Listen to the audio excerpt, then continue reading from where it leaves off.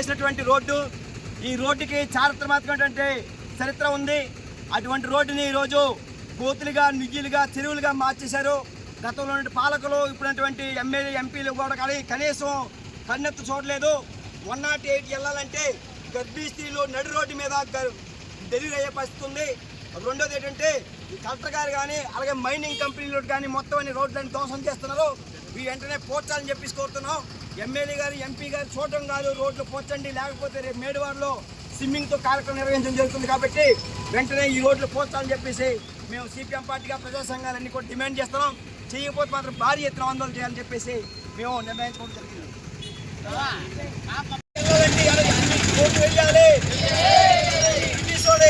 రక్షించండి,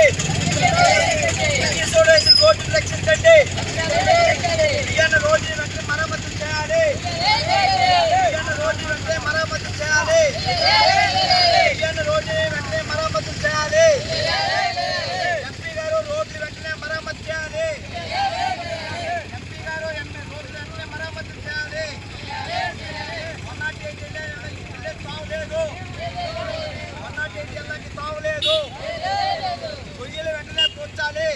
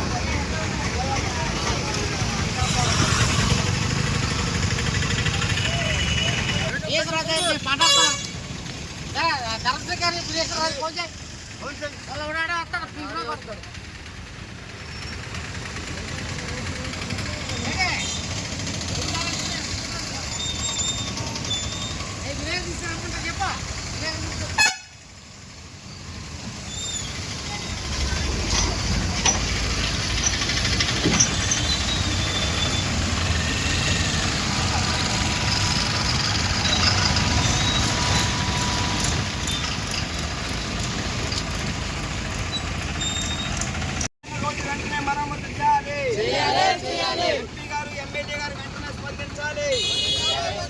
ఎంపీ గారు, ఎమ్మెల్యే గారు వెంటనే స్పందించాలి. రోడ్లు వెంటనే చేయాలి.